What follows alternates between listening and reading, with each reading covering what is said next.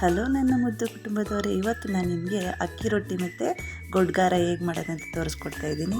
ಮೊದಲು ಒಂದು ಪಾತ್ರೆಗೆ ಅಕ್ಕಿ ಹಿಟ್ಟನ್ನು ತಗೊಳ್ಳಿ. ನಾನು 2 ಬೌಲ್ ತೊಗೊತಾ ಇದ್ದೀನಿ. ಅಕ್ಕಿ ಹಿಟ್ಟು ಹಾಕ್ಕೊಳ್ಳಿ.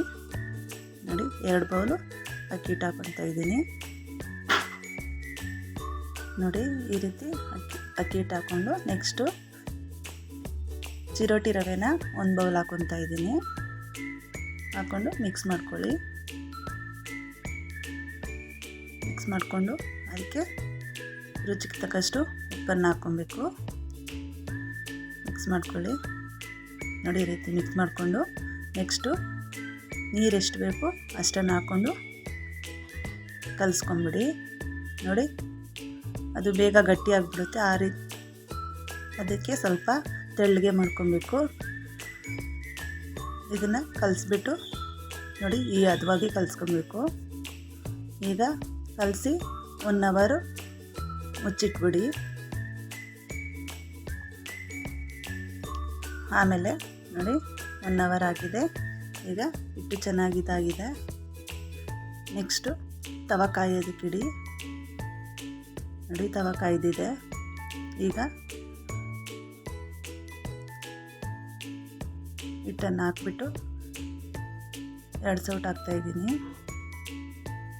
ನೋಡಿ, ನಿಧಾನವಾಗಿ ಈ ರೀತಿ ದೋಸೆ ಥರ ತೆಳ್ಳಗೆ ಹಾಕ್ಕೊಳ್ಳಿ. ರೊಟ್ಟಿ ತುಂಬ ಚೆನ್ನಾಗಿ ಬರುತ್ತೆ. ನೋಡಿ, ಹಾಕ್ತಾಯಿದ್ದೀನಲ್ಲ, ಆ ರೀತಿ ಹಾಕ್ಕೊಳ್ಳಿ.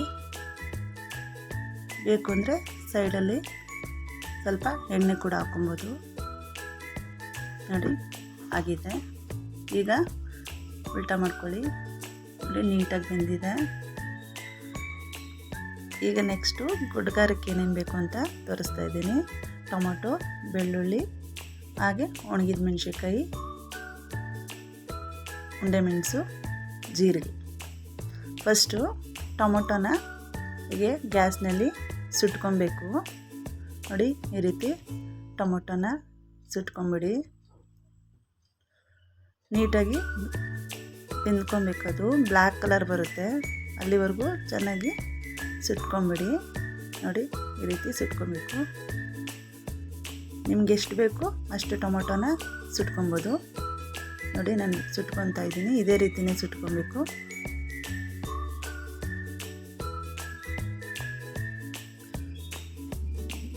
ನೋಡಿ, ಬ್ಲ್ಯಾಕ್ ಕಲರ್ ಆಗಿದೆ. ಈಗ ಒಣಗಿದ ಮೆಣಸಿನ್ಕಾಯಿನ ಕೂಡ ಈ ರೀತಿ ಸುಟ್ಕೊಬೇಕು. ಎಲ್ಲನೂ ಸುಟ್ಟಿ ಎತ್ತಿಟ್ಕೊಳ್ಳಿ. ಈಗ ನೀರಿನಲ್ಲಿ ಹಾಕ್ಬಿಟ್ಟು ಬ್ಲ್ಯಾಕ್ ಕಲರ್ ಆಗಿರೋ ಸಿಪ್ಪೆನೆಲ್ಲ ತೆಗ್ದಾಕ್ಬಿಡ್ಬೇಕು.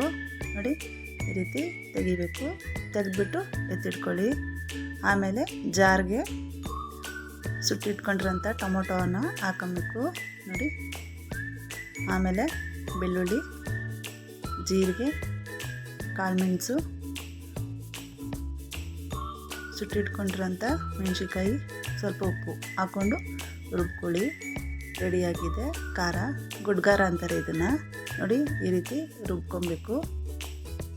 ಈಗ ರೊಟ್ಟಿ ಮಾಡ್ಕೊಂಡಿರ್ತೀವಲ್ಲ, ಆ ರೊಟ್ಟಿಗೆ ಈ ಖಾರನ ಹಾಕ್ಕೊಂಡು ತಿನ್ನೋದ್ರಿಂದ ತುಂಬ ಚೆನ್ನಾಗಿರುತ್ತೆ. ಈ ರೆಸಿಪಿ ಇಷ್ಟ ಆದಲ್ಲಿ ಲೈಕ್ ಮಾಡಿ, ಶೇರ್ ಮಾಡಿ, ಕಮೆಂಟ್